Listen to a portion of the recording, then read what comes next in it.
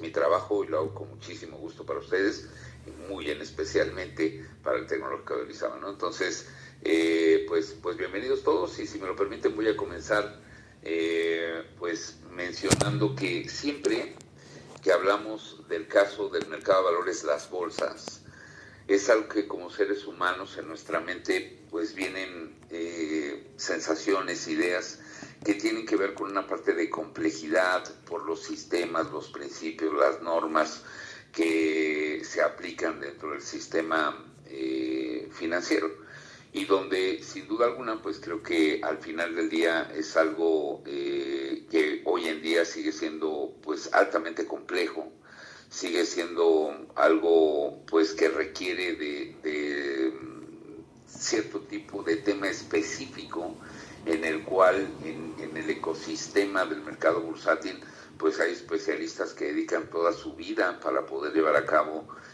pues cierto tipo de actividades que en suma van conformando lo que se hace dentro del mercado de valores. Y yo concluiría, pues sí, la complejidad existe, pero no siempre fue así. En un lejano año de 1170, en una comunidad italiana llamada San Marcos, un servidor público muy preocupado de cómo llegar a sacar a su sociedad, porque estaba viviendo una contracción económica en ese momento, decidió la creación de un empréstito, un crédito colectivo.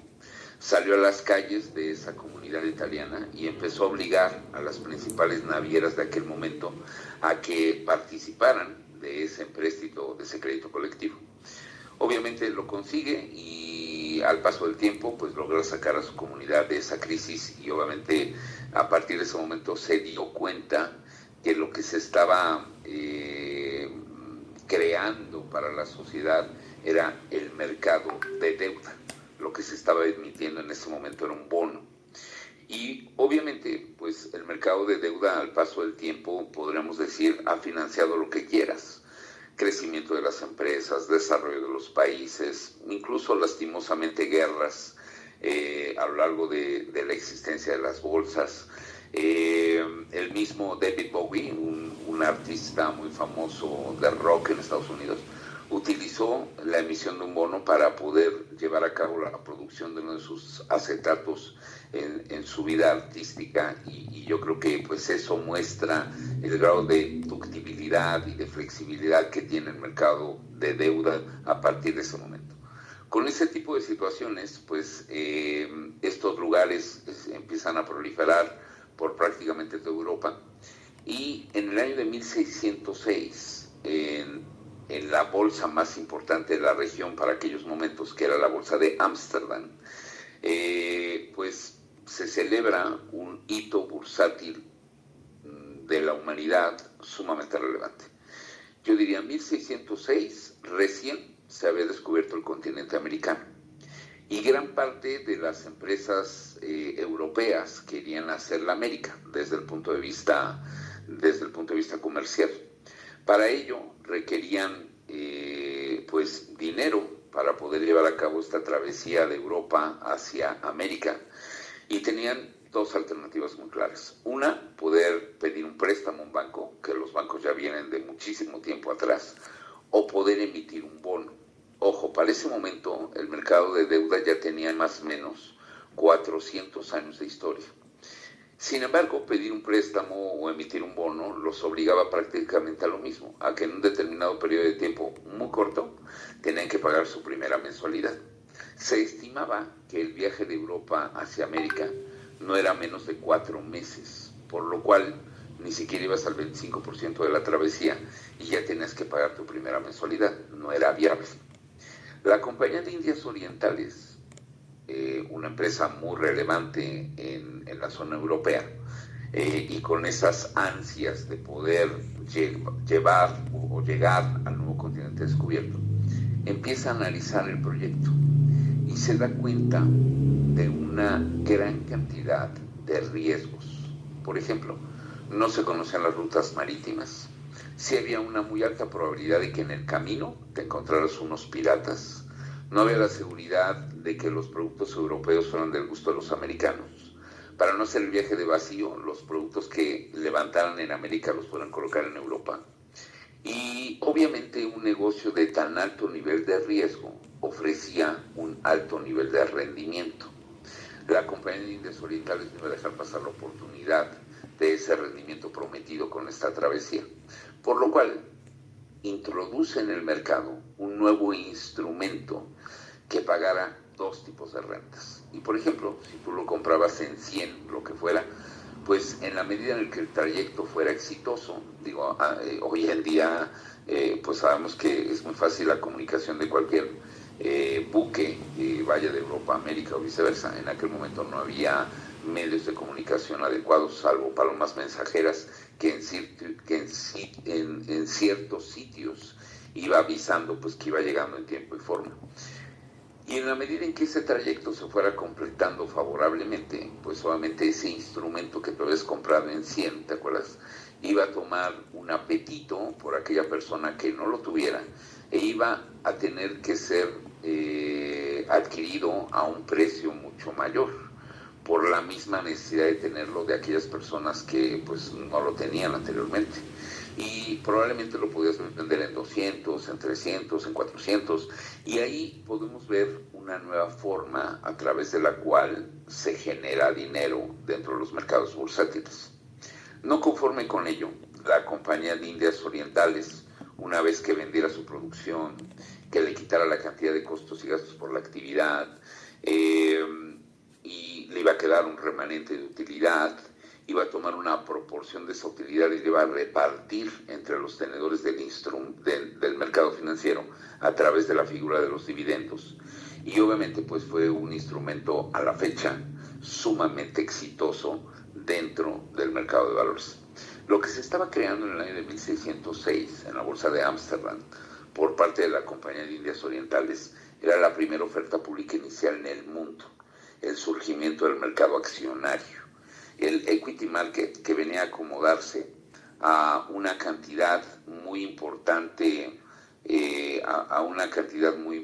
digo, no estoy avanzando la presentación porque todavía no llego a ese punto, una cantidad muy importante de empresas que a través del mercado accionario pues han visto la forma a través de la cual se han materializado y se han hecho realidad los sueños de un emprendedor que puede comenzar en un desván, en un sótano, y saben el tipo de empresa a la cual estoy haciendo referencia, mediante pues algunos de los instrumentos que existan en el mercado de valores. Tiempo después, en 1817, las bolsas llegan a América. La primera bolsa que se inaugura en América es la Bolsa de Nueva York. Nueva York, desde el momento de su constitución a la fecha, sigue siendo el gran monstruo bursátil del mundo. Fíjate, con datos del año 2024, el GDP, el Producto Interno Bruto del planeta, se estima más o menos en unos 115,000 trillones de dólares anuales. De esa cantidad total, Estados Unidos proporciona 1/3 de la riqueza total del mundo, 32-33%. Obviamente, pues estamos hablando de la economía más importante del mundo, y creo que eso lo sabemos todos. Pero la Bolsa de Nueva York opera todos los días promedio 1.96 veces, casi 2, el PIB de Estados Unidos. En una sola o en pocas palabras, si tuviéramos una hora para hablar de los mercados bursátiles desde el punto de vista de su comportamiento, qué desempeño están teniendo, etcétera, sin duda, sin temor a equivocarme, 45 minutos tendremos que dedicárselo a qué está pasando en el mercado neoyorquino, y los otros 15 minutos que nos sobran, pues dedicárselo a qué es lo que acontece en otros mercados bursátiles a nivel mundial. Una vez con las bolsas en América y la principal bolsa del mundo, más o menos unos 70 años después de ello, específicamente, y esto es una de las fechas que sí me gustaría que recordaras, específicamente 31 de octubre de 1894, 31 de octubre de 1894, hace 130 años y 10 meses, de manos de Porfirio Díaz, el presidente de México en aquel momento, entregaba un título de concesión a un grupo de operadores que se hacía llamar la Bolsa Nacional de México para que se encargaran del desarrollo y crecimiento del mercado bursátil. Y así es como empieza la historia de la bolsa hace 130 años. Platicarles qué es lo que ha pasado en nuestro país en 130 años, pues sí requeríamos un poquito más de tiempo. Pero creo que si nos paramos en cierto tipo de datos en la actualidad, podríamos darnos cuenta pues de ciertos avances o de qué manera ha influido en la economía la Bolsa Mexicana de Valores. Y por ejemplo, yo comenzaría diciendo pues que en la actualidad pues vemos muchas personas que han empezado a ver la actividad de la inversión afortunadamente como algo necesario. Oye, ¿por qué las personas en nuestro país están empezando a ver la inversión como una actividad imprescindible para poder llegar a esos grados de bienestar o a ese grado de libertad financiera en el futuro?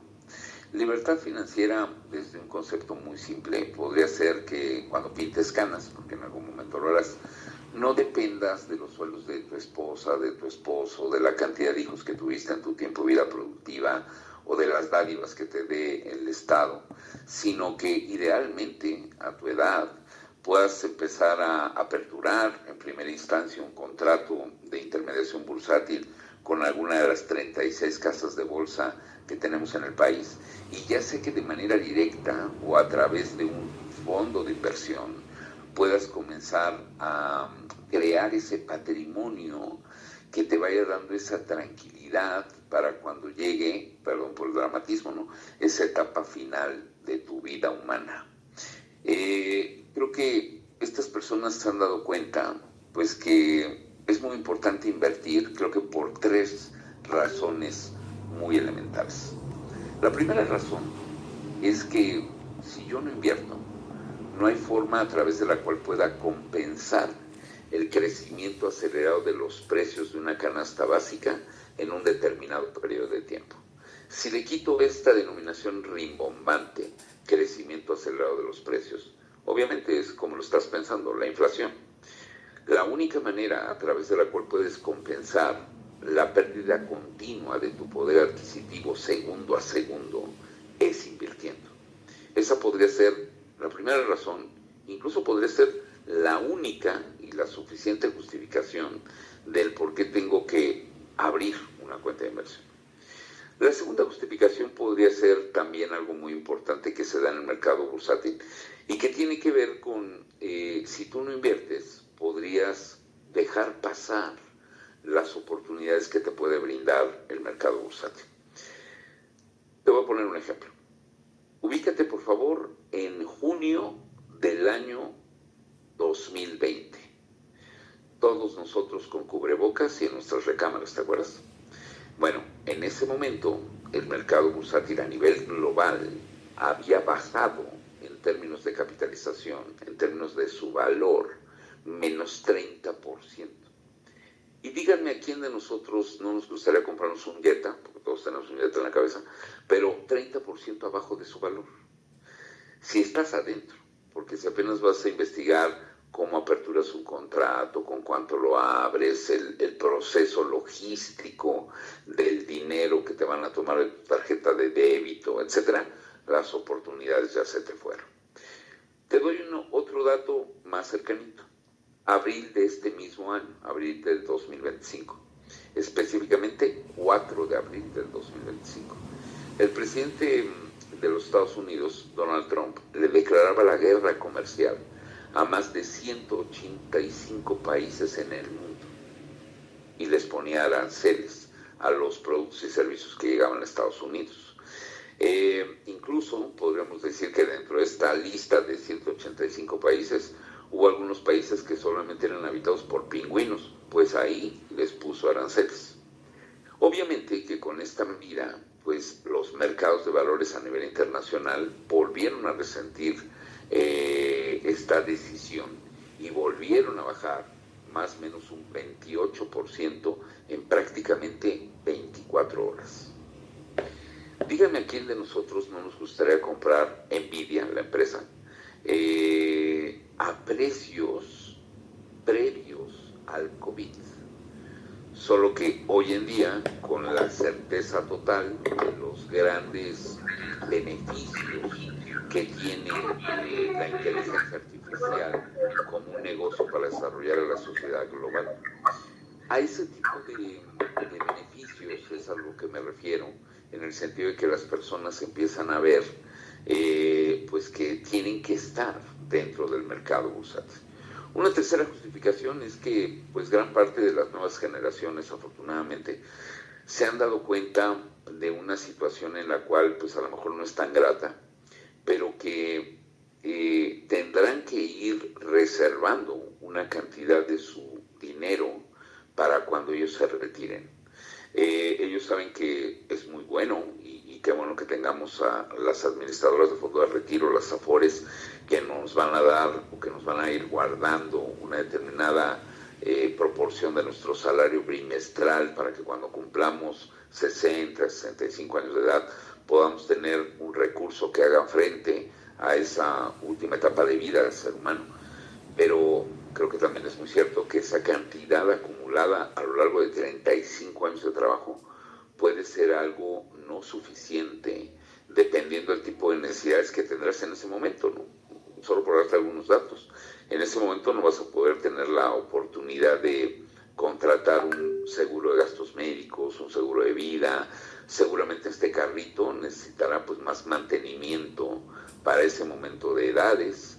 Y con base en lo que ha pasado en las últimas 2 décadas, pues probablemente yo, incluso con 65 años de edad, todavía siga teniendo dependientes económicos, que no necesariamente sean mis hijos, pero que probablemente sí sean mis nietos, ¿no? Por esa forma a través de la cual la economía hoy en día en México pues existe. Por lo cual muchos jóvenes se han dado cuenta de ello y han empezado a aperturar cuentas de inversión. No solamente los activos nos hacen referencia a esto, si vemos esta gráfica nos puede decir que sin duda sí hay una preferencia en que a través de una sociedad de inversión creo que es más conveniente tener instrumentos de renta variable, acciones, que bonos, instrumentos de deuda. Al final del día vemos que hoy en las sociedades de inversión puedes tener sociedades de inversión especializadas en la compra única y exclusivamente de bonos, sociedades de inversión en la compra única y exclusivamente de acciones, o sociedades de inversión que puedan tener los dos tipos de activos y que no solamente sean nacionales, sino que incluso puedan ser internacionales. O sea, empieza a haber como una especie de boutique financiera, pues este primer escalón en el cual gran parte de las personas que quieren llegar a invertir pues pueden acceder fácilmente. Aquí vemos cómo el número de cuentas de fondos de inversión pues ha crecido exponencialmente del año 2020 al primer semestre del año 2025. Tan solo del 2023 al 2024 se ve un claro crecimiento de cuentas de más o menos 81% de incremento. Y sí, estoy claro de que cuentas no es lo mismo que personas, porque a lo mejor tú tienes 2 cuentas y yo no tengo ninguna, pero sí hay una correlación, hay un grado de semejanza en el sentido de que si hay más cuentas en el mercado bursátil, también habrá más personas en el mercado bursátil. Muy probablemente no en la misma proporción, pero sí más personas que se convencen a aperturar un fondo de inversión o, ¿por qué no?, abrir una cuenta directa en una casa de bolsa, donde pues al primer semestre del año 2025 ya había cerca de 20.1 millones de cuentas. Esta gráfica nos permite pararnos en el año 2019, donde efectivamente en el año 2019 ni siquiera llegábamos a 300,000 cuentas. ¿Qué es lo que ha pasado en estos años? Pues nuevamente, ¿no? O sea, darle ese valor a poder usar el mercado de valores para un beneficio propio que tengan los inversionistas con base en sus objetivos de corto, mediano o largo plazo, y que obviamente sea una manera a través de la cual pueda ir concretando pues esos objetivos a lo largo de su vida. En resumen, en esta parte del número de cuentas o de participantes que hoy en día tenemos en el mercado bursátil, pues más o menos estamos hablando de cerca de 42.7 millones al primer semestre del 2025, donde ya, pues bien lo sabes, ¿no? Hace un par de días terminó el tercer trimestre del año y donde la suma ahora es mayor. Esto irá creciendo conforme vaya avanzando el tiempo, sin duda alguna, porque pues sí se ha podido llegar a vivir una democratización en las inversiones. Oye, ¿por qué democratización en las inversiones? Bueno, porque antes de los 80, para que tú tuvieras una cuenta de inversión requerías millones de pesos. Y obviamente pues era como muy selectivo, ¿no? La posibilidad de saber si tú sí eras un potencial cliente de una casa de bolsa o no, y obviamente pues creo que en la medida en la que se han ajustado cierto tipo de normas o leyes en el país, en la medida en que las casas de bolsa se han dado cuenta pues que tienen que atraer más clientes, y sobre todo en la medida en la que la bolsa ha puesto a disposición de sus clientes indirectos mecanismos de financiamiento y mecanismos de inversión para ser un detonante del crecimiento y el desarrollo del país. La Bolsa Mexicana de Valores en diciembre pasado fue nominada como la bolsa emergente más importante del mundo. El próximo diciembre se volverá a reunir la World Exchange Federation, la Federación Internacional de Bolsas, y ahí pues va a suceder algo muy interesante, ¿no? O siguen manteniendo a la BMV como la bolsa emergente más importante del mundo, o habrá alguna bolsa que en esa denominación pues haya hecho los méritos necesarios para ser considerada como tal. En este momento, justo el día de hoy y en todo lo que es el año 2025, la BMV pues es la bolsa emergente más importante del mundo. Y lo que yo te diría, lo digo sin ningún ámbito de arrogancia, presunción, sino que como mexicanos que somos tú y yo, nos podamos sentir muy orgullosos del mercado bursátil que tenemos en este momento. Y creo que este comentario nos permite hacer como una pequeña reflexión básica de qué tipo de servicios son los que ofrece la bolsa para el mercado bursátil. Y yo podría decir, bueno, la bolsa es una institución que se convierte en un lugar físico o virtual donde oferentes y demandantes de títulos valor pueden emitir, transaccionar, administrar los instrumentos financieros que existen en el mercado bursátil. La bolsa atiende a los clientes de las casas de bolsa y obviamente pues estos clientes de las casas de bolsa pueden ser de dos tipos de necesidades que tienen para poder solucionar mediante los instrumentos que se operan en la bolsa: los emisores de títulos valor y los inversionistas. A lo mejor si hablamos en términos de oferta y demanda, los que ofertan títulos valor y los que demandan esos títulos valor. Ahora, sí me gustaría primero identificar a estos oferentes de título valor. Ahí tenemos empresas, gobiernos, bancos, fideicomisos, que tienen la intención de utilizar a la bolsa como una catapulta de lanzamiento para que esta empresa pueda ir pues creciendo y desarrollándose al paso del tiempo. Te voy a poner un ejemplo.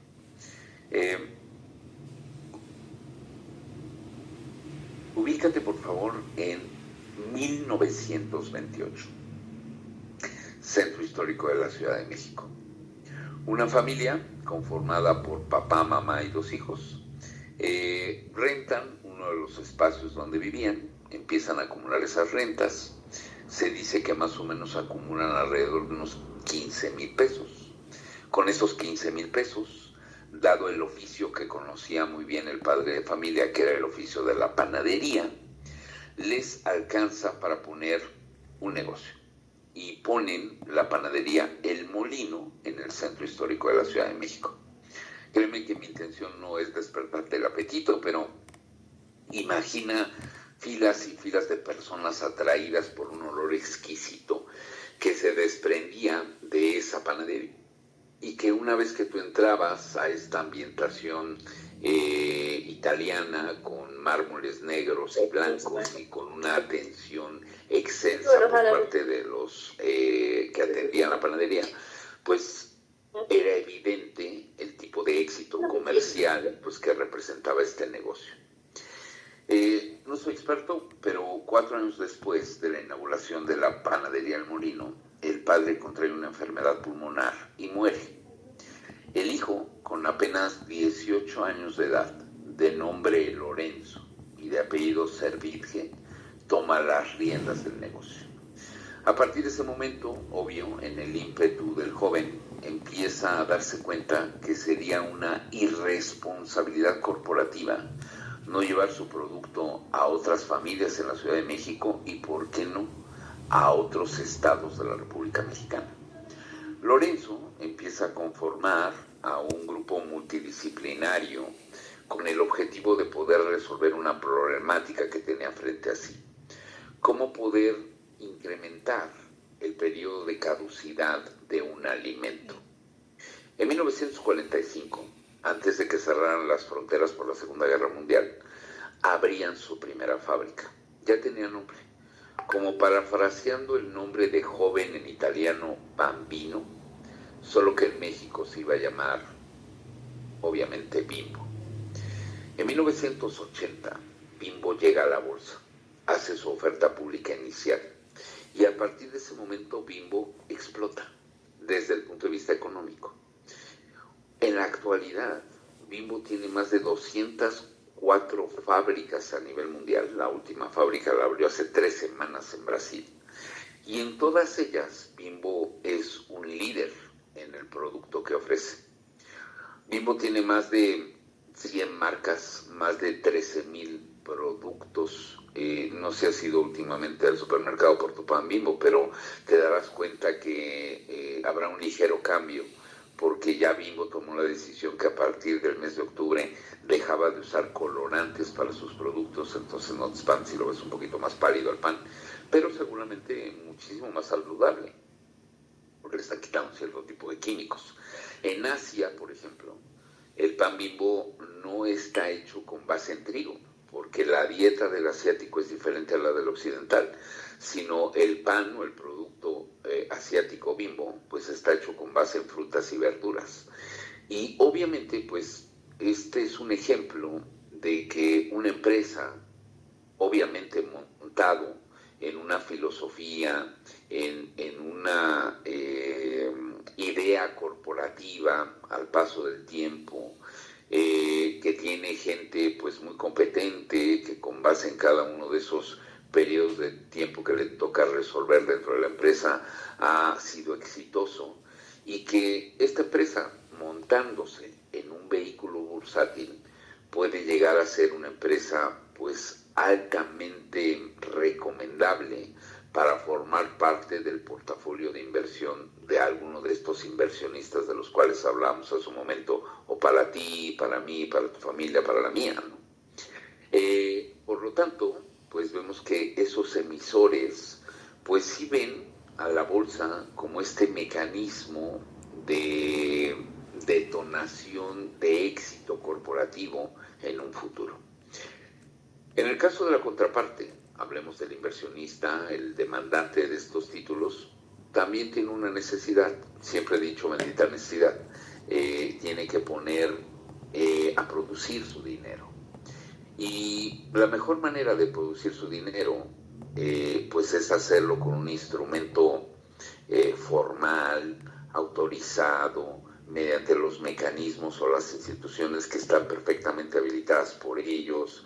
Cualquier persona de nosotros que piense en el anuncio que vimos en las redes sociales que te dice hágase rico muy rápidamente, eso es un fraude. O sea, creo que también es cierto, y sería una de las lecciones que me gustaría dejarles, porque se las diré a mis hijos y sin duda se las digo a ustedes. En las inversiones formales, autorizadas, no no hay forma en la cual tú puedas ser rico de la noche a la mañana.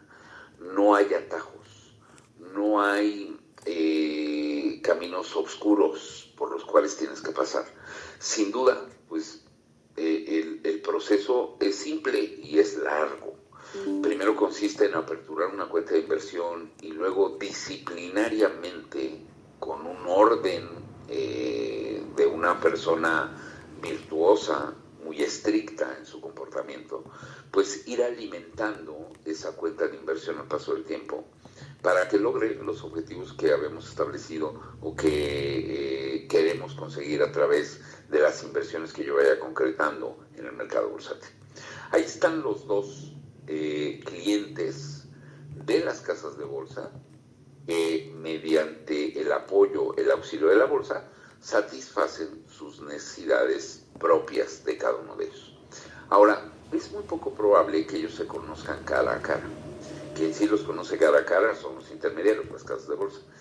Pero ellos saben que ese punto de encuentro es obviamente el instrumento que se cotiza, que se compra, que se vende en la Bolsa Mexicana de Valores. Y entonces, en la bolsa, pues tenemos un portafolio de servicios, de productos, que lo puede tomar tanto el demandante como el oferente, en distinto periodo de tiempo, obviamente. Y el primer tipo de artículo o producto que tiene la bolsa desde hace 130 años a la fecha son certificados bursátiles o los bonos, el mercado de deuda famoso del cual hablamos. Si hablamos del mercado de deuda, pues cualquier instrumento como los certificados de la Tesorería de la Federación, los CETES, los ajustabonos, los bonos México, o toda esa emisión de pagarés que puede llegar a emitir una empresa, que tienen una tasa de interés, una fecha perfectamente explícita de liquidación, un valor, una calificación crediticia. Eso pues ha sido uno de los productos pues que ha mantenido la bolsa desde hace 130 años. También tiene productos de capitales o títulos accionarios, una parte alícuota del capital social, donde obviamente tú a través de un determinado instrumento pues tienes una proporcionalidad de los activos totales de la empresa que haya listado su acción en el mercado bursátil. Pero a pesar de que sea una parte proporcional mínima de los activos totales que puede llegar a tener una empresa, eres dueño de esa empresa, ¿no? Hace un momento hablamos de Bimbo y hablamos de la familia Servitje. Pues yo con un título estoy al mismo nivel de denominación de lo que hoy en día es un Servitje. Probablemente sí hay una gran diferencia en cuanto al volumen o la cantidad de acciones que tiene uno u otro, eso no lo dudo. Pero en términos de las características legales que protegen al inversionista en una empresa, Servitje y yo, si yo tengo una acción de Bimbo, pues tenemos el mismo tipo de derecho. Otro de los instrumentos que se fue desarrollando al paso del tiempo fueron los famosos warrants. Hace un momento te hablé de un hit bursátil muy relevante en el mercado financiero que fue la emisión de Bimbo.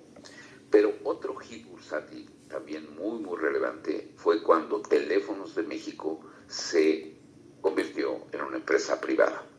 Esto ocurrió en 1990 y para entre 1990 y 1991 empezaron a hacer ofertas públicas iniciales para obviamente pues darle esa viabilidad de empresa privada que en ese momento era.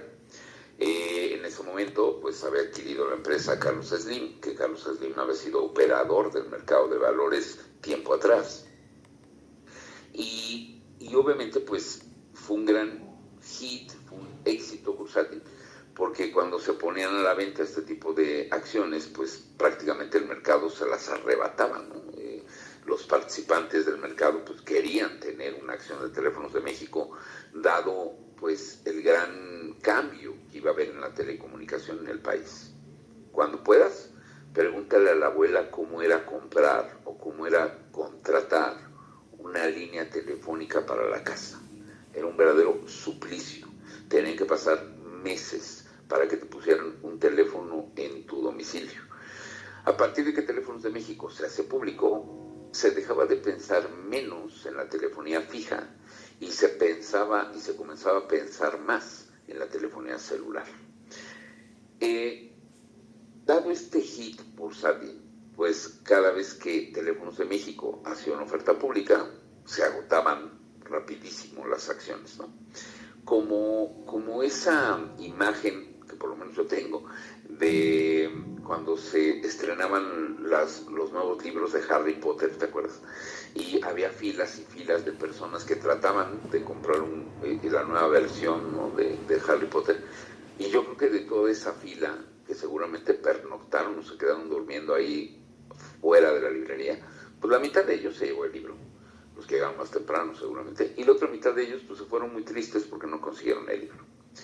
Para que en el mercado bursátil no sucediera lo mismo, un mexicano crea el derecho de comprar una acción en el futuro.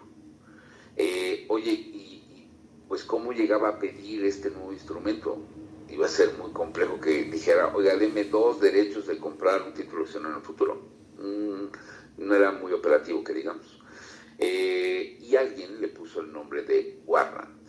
El warrant es el derecho de comprar un título accionario en el futuro, que en el caso de Teléfonos de México pues se convierte en algo que permitiera pues que muchas personas que no habían comprado en físico ese instrumento, pues sí tuvieran el derecho de apartado de que en el momento en el que Teléfonos de México sacara una nueva emisión, pues poder ser los primeros a comprarla. Al hablar del derecho de compra, eso me suena mucho a un instrumento derivado. En México, como sabes, tenemos un mercado de valores, pero también tenemos un mercado de derivados. Los dos están dentro del grupo Bolsa Mexicana de Valores. Y yo diría, el abuelito, el punto de fecundación del mercado de derivados es justo los warrants. Los warrants no solamente es un instrumento que se opera en el mercado de valores, sino fue uno de los primeros que dieron origen al mercado de derivados como hoy en día lo es. Tiempo después llega el Sistema Internacional de Cotizaciones. Hoy, si lo llamo mercado global, está bien, es un sinónimo. SIC o mercado global es un sinónimo. Es una plataforma electrónica a través de la cual puedes comprar las empresas más relevantes del mundo, pero que no sean mexicanas. Si pensaste en empresas como Alphabet, Amazon, Apple Computer, Microsoft, Tesla, Nvidia, es justo en el SIC donde los puedo comprar. A mí me gusta el fútbol. Si yo quiero comprar la Lazio, el Manchester United, es en el SIC donde los puedo comprar. Al primer semestre del año 2005, en el SIC había más de 3.648 activos para comprarlos y vender en el momento en que tú quisieras. La mitad de ellos eran títulos accionarios y la otra mitad de ellos son títulos referenciados. Títulos referenciados, o a lo mejor te gusta un poco más la denominación ETF, Exchange Traded Fund. Y un ETF, un track, una canasta de valores, le ha provocado a que hoy en día el mercado bursátil sea algo sumamente aburrido. Oye, ¿por qué dices que el mercado sea algo sumamente aburrido? Porque pues, tú te montas en un S&P 500, en un Nasdaq 100, en un Nikkei 225 o en el mismo Nasdaq 35. Y lo único que tienes que esperar es que el tiempo transcurra, porque seguramente vas a tener una ganancia relevante. Solo como dato interesante, el IPC, el índice de precios y cotizaciones del mercado mexicano, de la Bolsa Mexicana de Valores, a septiembre había tenido un rendimiento de un poquito más del 25%. Imagina a alguien que abrió su cuenta de inversión el 1 de enero, bueno, no, el 2, porque el 1 de enero estaba todo cerrado, que abrió su cuenta el 2 de enero con 10,000 pesos y a septiembre pues tiene un monto de 12,500 pesos. Y si no fueran 10,000 pesos, si fueran millones de pesos, el IPC es uno de los indicadores más rentables a nivel mundial. Y el IPC se puede considerar uno de los más importantes tracks que tiene el mercado mexicano. Después llegaron los certificados de capital de desarrollo, un instrumento que tuvo la intencionalidad de ir como resarciendo la confianza del mercado bursátil después de la crisis del año 2008, que el impacto de la crisis del año 2008 lo creo fielmente. En pleno 2025 no hay una cifra a través de la cual podamos decir cuál fue el equivalente de pérdida en la crisis del año 2008. Nunca falta el inteligente, ¿no? El que hace sumas restas y dice, mira, aquí haciendo un análisis de la crisis del año 2008, más o menos, pues debió de haber sido una cantidad equivalente de lo que se perdió en el mercado en ese momento, de más o menos 100 veces el PIB de Estados Unidos. Yo soy financiero y te lo digo con toda verdad, no sé ni cómo se dice esa cifra, ni cómo se escribe. Lo que sí te puedo decir es que metió a la economía global durante una década completa para tratar de resarcir lo que había sucedido en la crisis del año 2008. Y en México, pues no fue la excepción, y uno de los primeros instrumentos que tuvieron esa misión fue justamente el certificado de capital de desarrollo. Después llega, desde mi punto de vista, los fideicomisos de bienes raíces o las fibras o la reina del mercado. ¿Por qué la reina del mercado? Porque es un negocio que viene a satisfacer muchas necesidades del inversionista. El inversionista se adhiere, le gusta, prefiere comprar ladrillos, prefiere comprar algo material. ¿Y qué más material que un edificio de oficinas, un hotel, una plaza comercial, un campi académico, torres de telecomunicación, grandes parques industriales donde hay bodegas, y todo eso pues son fibras. Y obviamente pues tú podrías ser dueño de los edificios más importantes del país, dependiendo pues el tipo de fibra de la cual estés adquiriendo. Luego llegan los fideicomisos hipotecarios, que han creado una cantidad importante de bienes inmuebles de interés social en toda la República Mexicana. Después llegan las fibras energéticas, que han tenido la intencionalidad de que México llegue a un nivel de independencia energética en un futuro. Se han creado los certificados de proyectos de inversión, vehículos que le permitan a las AFORES, por ejemplo, poder invertir en otros sitios fuera del país. Y aunque nos duela un poquito, pues hay otros nichos de negocio más rentables fuera del país.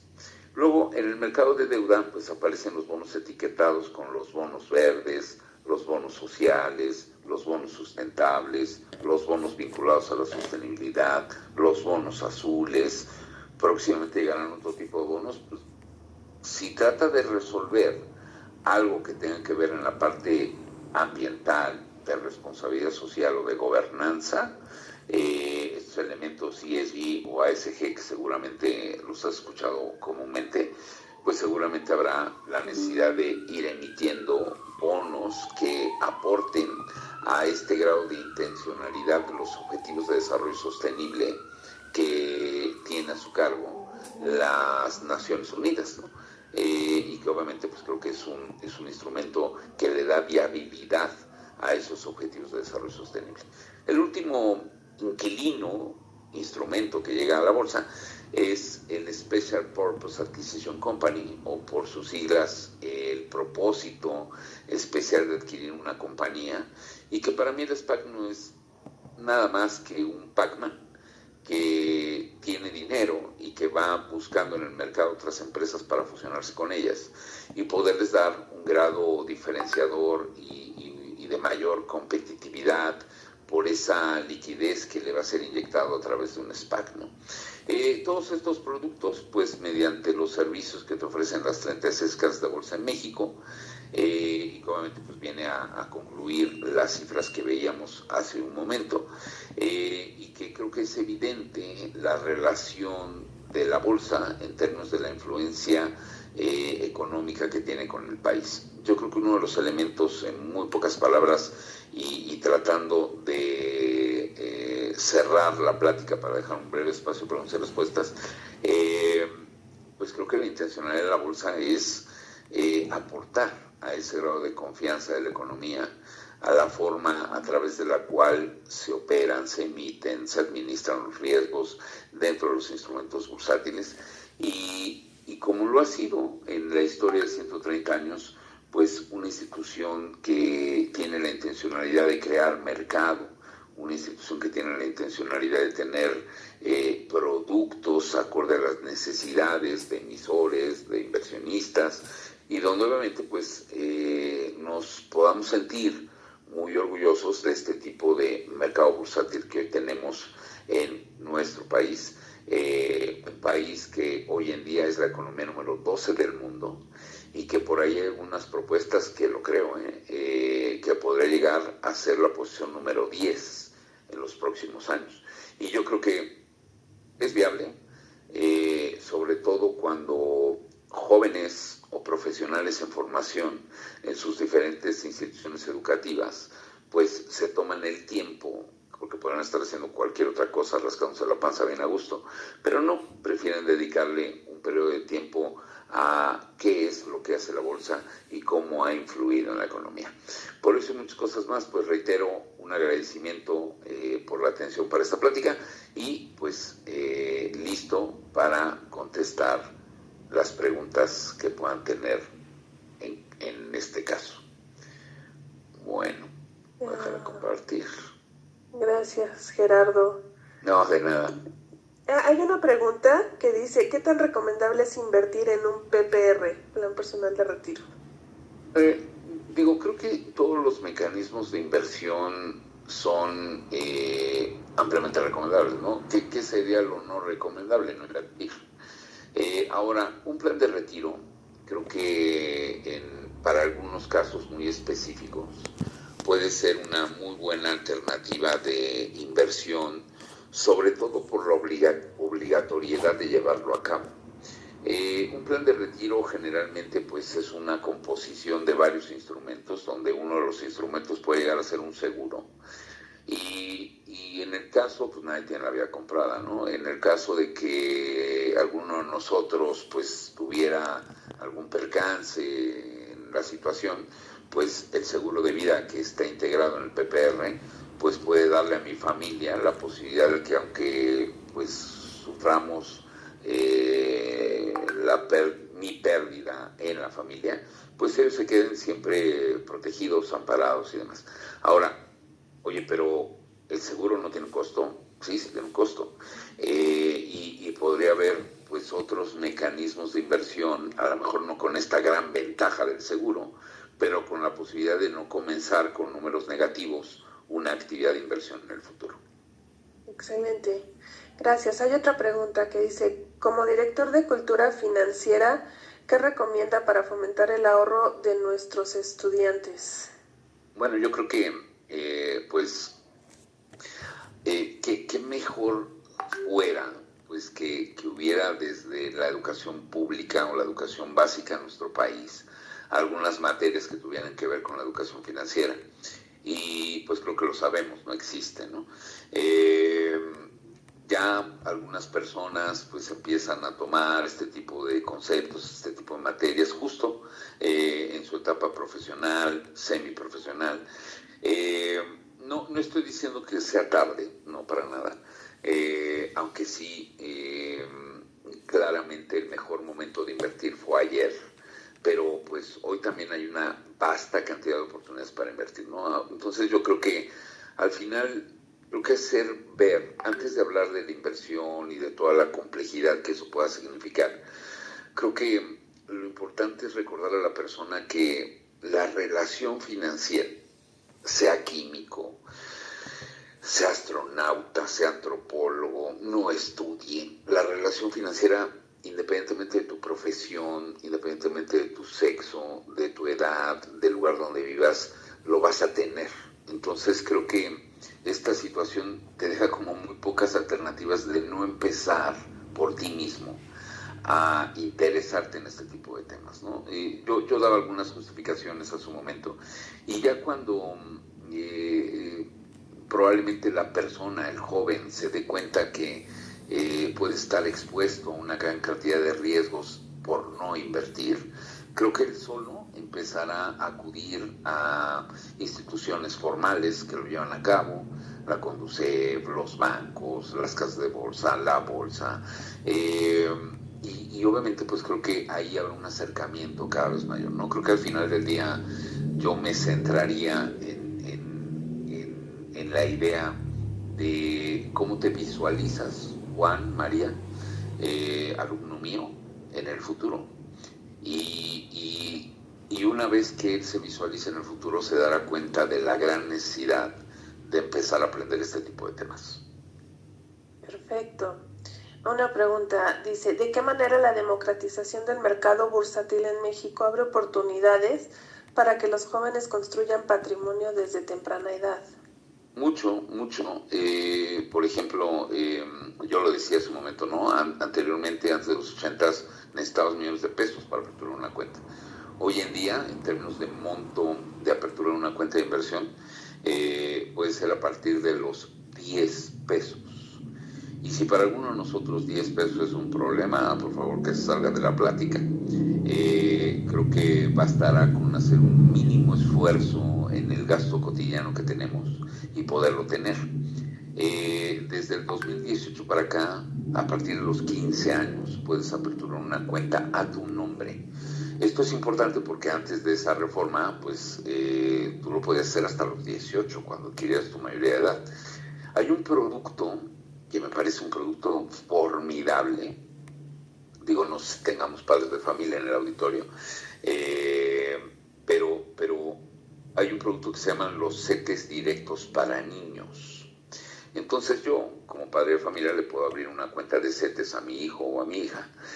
Y imagínate qué maravilloso que desde casa le empiece a forjar esta actividad de inversión cuando es muy niño, y que obviamente antes de que pues, se ponga a patalear en el centro comercial por no haber comprado un videojuego, cualquier cosa parecida, la realidad es mera coincidencia, pues sepa que esto es de meritocracia, esto es de esfuerzo, y que todo esfuerzo, todo objetivo tiene su recompensa. Y creo que al final esa es una muy buena alternativa que se ha dado derivado de esa democratización para que más personas en México pues puedan hacer de este país un país de inversionistas. Perfecto. Hay muchas preguntas sobre cómo invertir, en qué invertir y sobre todo qué recursos están disponibles para que los jóvenes que quieren aprender sobre este proceso de inversión puedan hacerlo.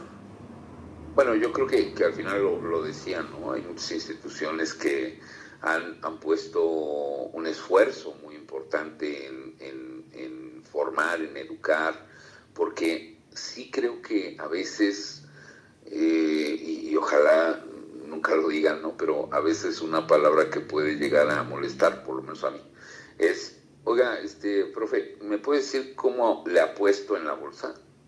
Es que este no es un casino.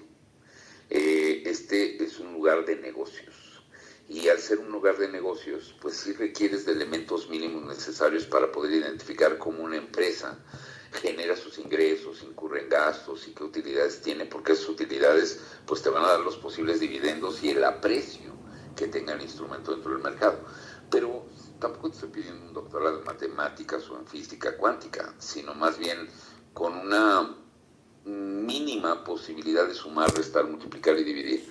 Eres un inversionista en potencia que requerirá sin duda recargarte en conocer un poco más a detalle el mercado de valores, los instrumentos, este concepto de riesgo-rendimiento. O sea, creo que ahí sí hay elementos donde creo que en todos los tipos de necesidades que yo tenga, hay una forma de satisfacer lo que es hágalo usted mismo, y todos son válidos, salvo el concepto financiero. En el concepto financiero, la idea hágalo usted mismo puede costarnos muy caro, y obviamente creo que no hay ninguna necesidad si hay muchas instituciones, incluso la misma Escuela de la Bolsa o muchas otras, que te pueden ir formando al paso del tiempo. También quiero ser muy honesto, oye, ¿qué programa formativo, ya sea privado o no, debo de tomar para aprender en su totalidad cómo se comporta el mercado bursátil. No existe.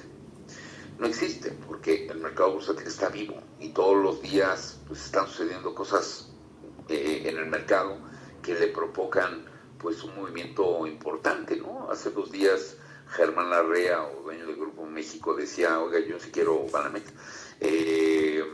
Y pues vean cómo quedó Grupo México, con menos 15% de capitalización en un día. ¿Por qué? Porque el mercado decía, oye, Grupo México es una empresa extractiva, es una empresa que se dedica a la parte de metalurgia. ¿Y qué tiene que hacer con un banco?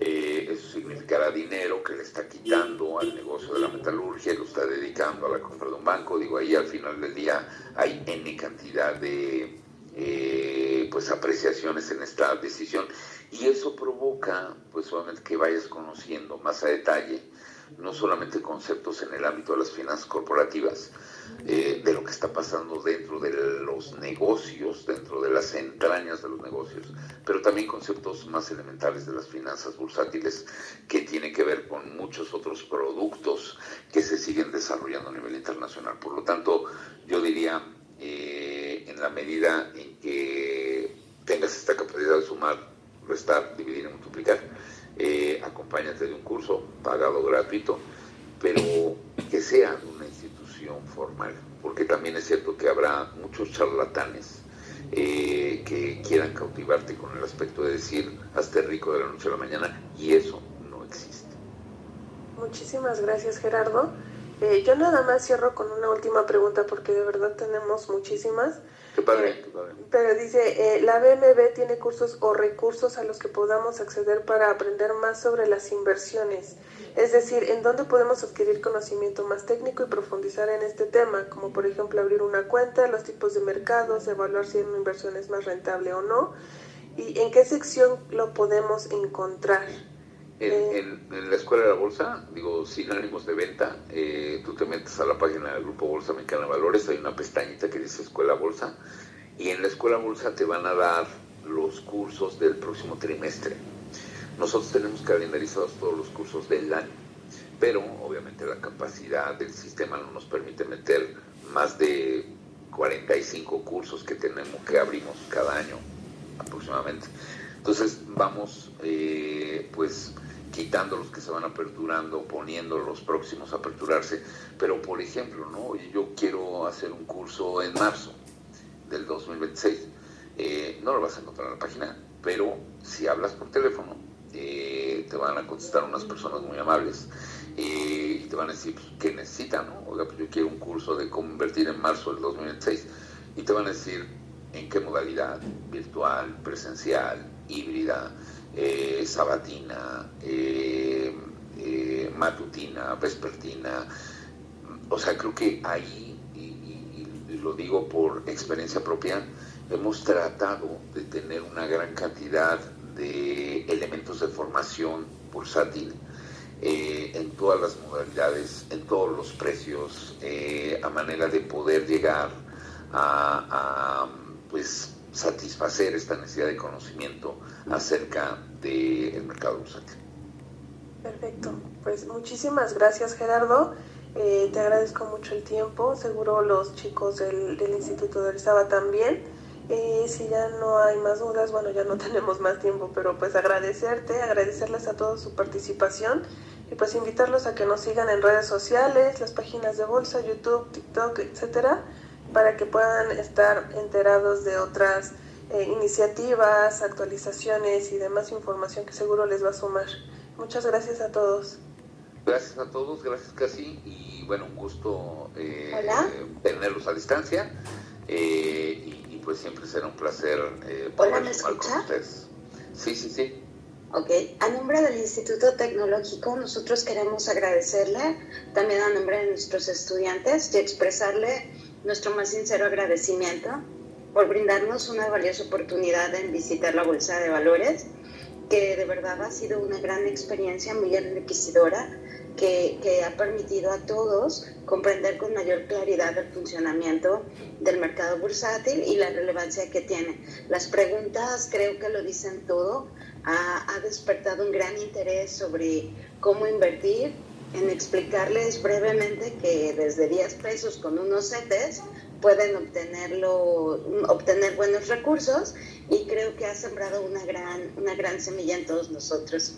Y quisiera hacer una mención especial y agradecerle la deferencia con la ciudad de Orizaba. Nos llena de orgullo saber que tiene familia con raíces en esta hermosa región, y creo que fue un gran detalle que ha generado un vínculo muy importante con nosotros. Las puertas de nuestra casa están abiertas para usted.